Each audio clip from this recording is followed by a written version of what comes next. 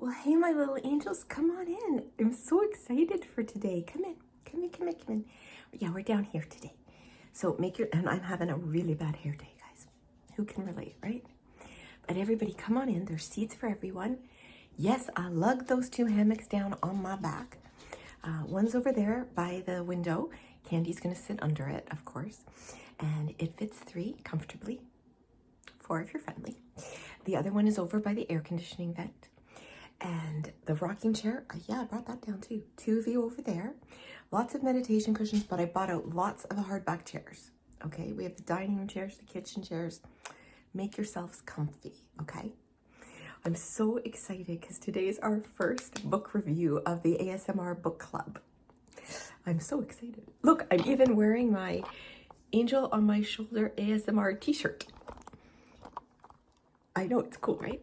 Okay, so let's see. Oh, I see new people.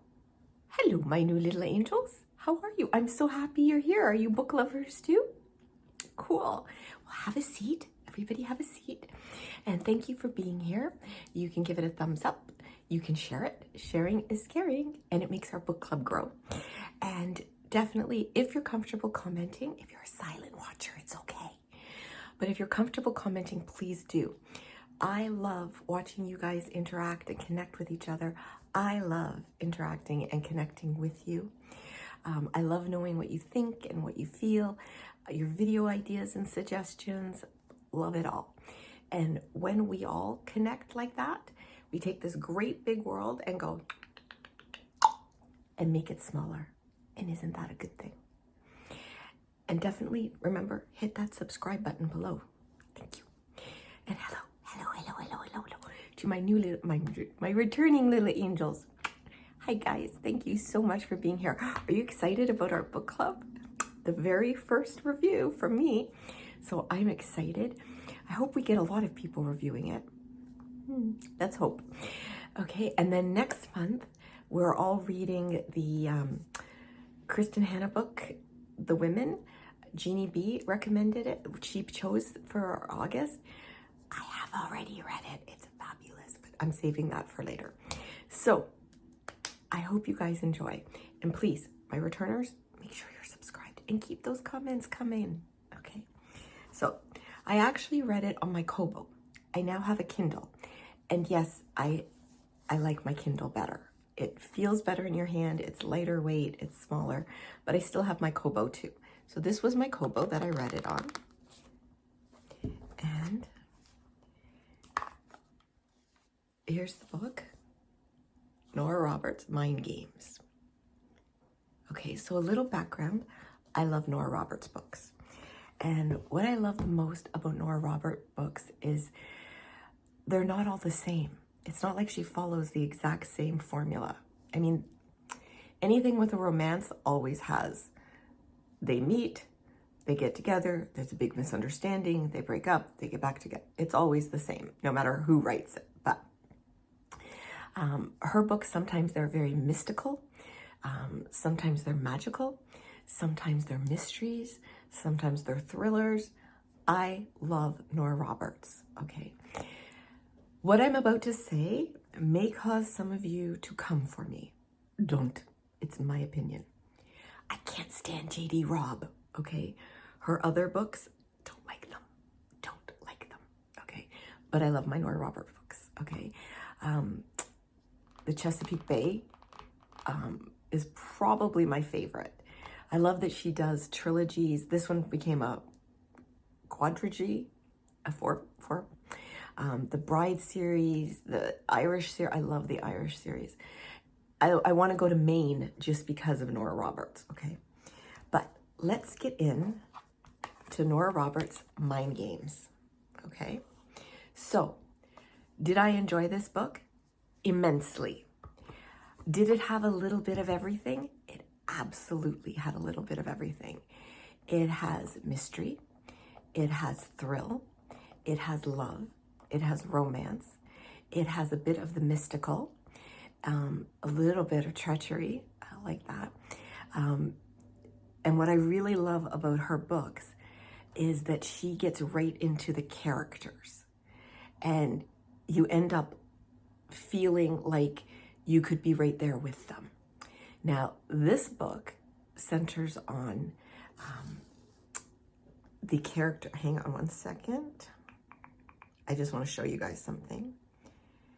It's a good size book too. So now, Thea, I couldn't remember her name. It centers on Thea. And when the book opens, we meet Thea as a child. Now, I'm not going to give away too much, but I do have to talk about it. So if you want to read it with no spoilers whatsoever, mute this. I don't know. But there are going to be some spoilers. Okay, so it opens with Thea and her brother, Rem, going to the grandmother's home in the Appalachian Mountains. And it's their favorite time. They love their grandmother. Thea has psychic abilities. She knows her mother doesn't like it. It creeps her out. She also thinks her mother has it too. Her parents send them for 2 weeks every summer. They go to visit with them, then they leave, and then they pick them up. Their parents have worked hard for what they have. The dad grew up with money and a horrible family. She grew up with very little, but a great family. While they're there, while the children are in the Appalachians, the parents go home, and an 18-year-old man, doesn't like that she has an expensive watch and thinks she's just another rich bitch type of thing, and waits, gets into their home and kills them and robs them. The thing is, Thea and her grandmother both have the same abilities. Thea more so. Thea was there. In her dream, she was there in the room while it happened. She saw every bit of it happen. Turns out, the killer is also psychic. He has the abilities as well. He knows that she saw it. And he basically tells her, I'm coming for you. She goes to the grandmother's room. The grandmother's already up and crying. She already knows it happened, but she didn't see it. She just knows it happened. Thea was there. They phone the sheriff, who has grown up in the area. They all know about her grandmother, Lucy. And he takes it very seriously. He calls for a wellness check. The police go, they check. I believe it's Virginia they go to. They find the parents dead. The police now suspect either the grandmother or Thea of orchestrating it.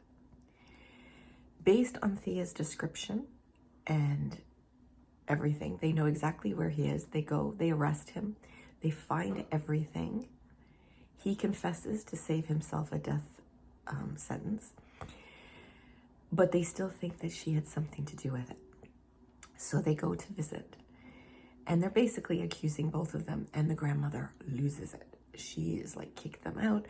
And Thea says, nope. And proceeds to tell them things about themselves she would have no way of knowing. They become believers in her. She ends up solving a couple of crimes for them, finding missing people. But it takes it out of her. Okay, she has a physical reaction when she does this. Not gonna give away too much. Okay, that's just the beginning. That's like the first part of the book, the first couple of chapters. So then we follow Thea as she gets older. She falls in love in college and confesses, or divulges, not confesses, she didn't do anything wrong, divulges her talent to her beau. He calls her a freak. She has learned to never divulge it to anyone. The grandmother has custody of them. That was made sure of in the will. Their father's family has nothing to do with them. They didn't even come to the funeral. So they're out of the picture. So she grows up with her grandmother who teaches her about her gift, who teaches her how to use it properly, how to turn it off so that she doesn't intrude on other people's thoughts, and how to save her own mind, basically. However, the killer likes to visit her in her dreams. So the grandmother teaches her how to shut him out. Now, Thea becomes a video game creator, a very popular, very successful creator. And she ends up building her home on the mountain, not far from her grandmother. But through her whole childhood, she was in love with a rock star from a band, a boy band. So, sure enough, as she's older, she takes care of an older lady and, you know, just checks in on her in a neighborly way. And the old lady passes, but she always talks about her grandson who takes care of her financially, who comes to visit, but Thea and he never meet. But she knows that he's in her life more than the children. You know, and I know, yep, the grandson is the rock star. So when the grandmother dies, he inherits the home, and he brings his young son, who he's raising by himself, and they meet.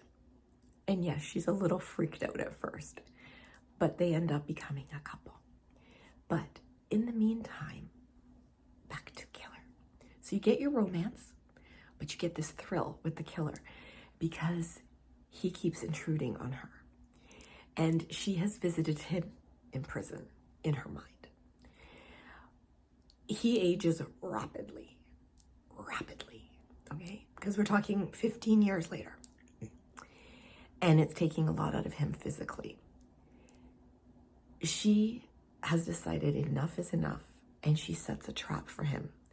So the next time he comes into her dream, she has built a game in her head where he basically dies over and over and over.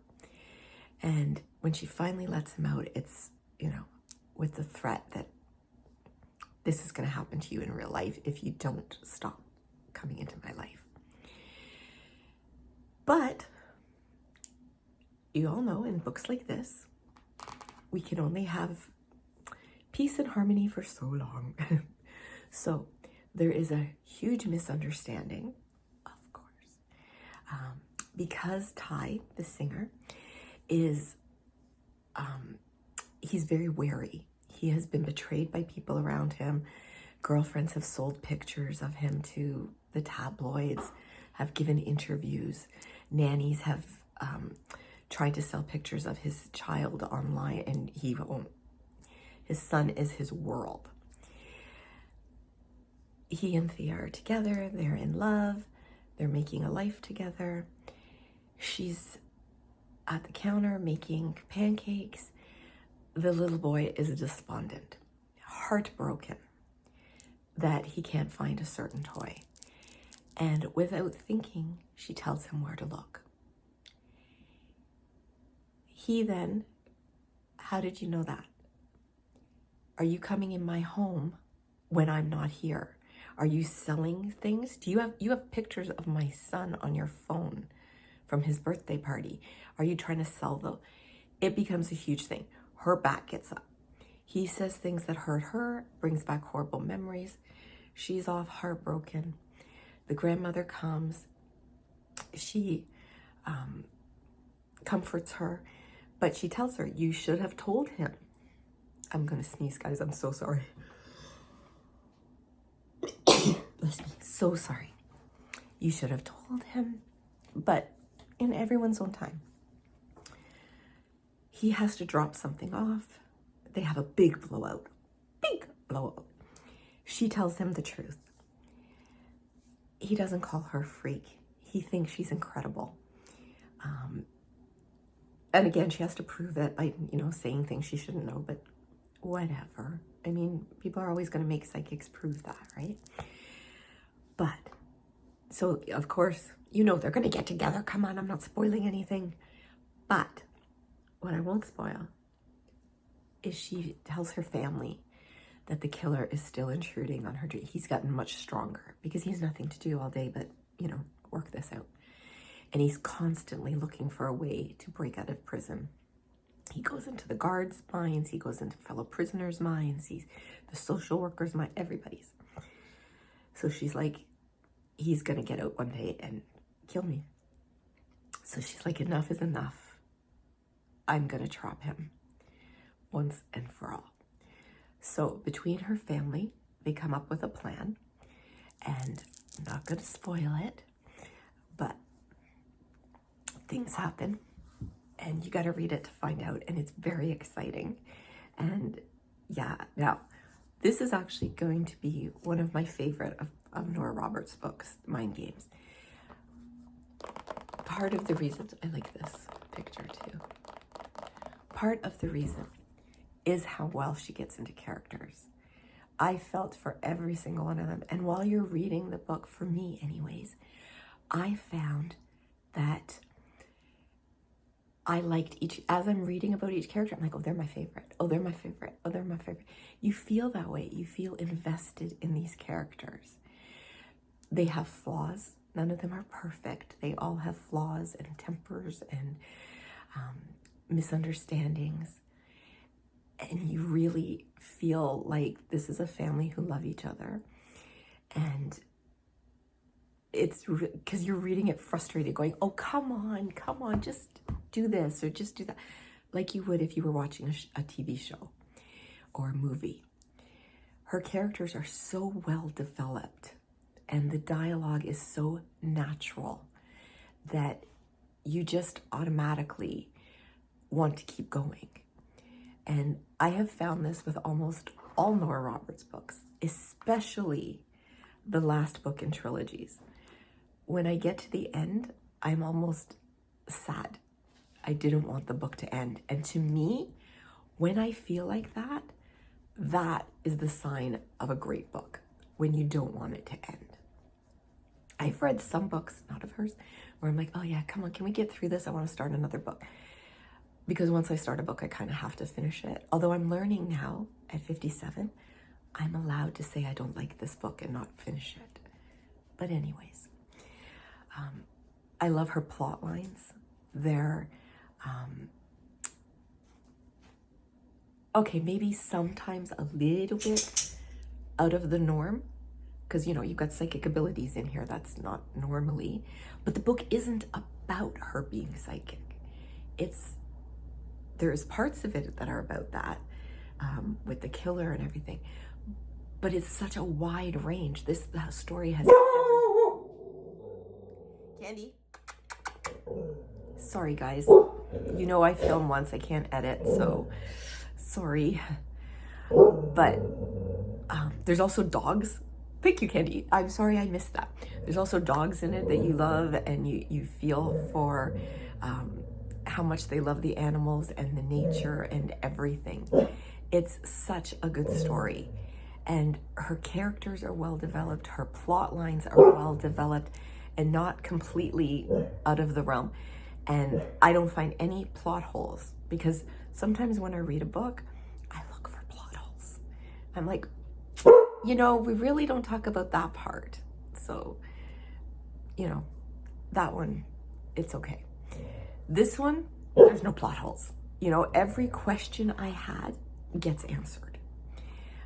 And I find that with Nora Roberts books. If you've never read a Nora Roberts book, please pick one up. If you're going to pick up a trilogy, the first of something, pick up the other two. You're going to want to. Trust me on this one. There's one about an island of women, I think it is. Those are great. That's a great trilogy. Like, some of them are very mystical. Some of them are regular people who happen upon a curse from, you know, hundreds of years prior, which is kind of cool too. And some of them are just regular stories. So you kind of have to like that thing. But I really believe that if you give Nora Roberts books a try, you're going to really enjoy them. And I have to say that Mind Games, just going back to the picture,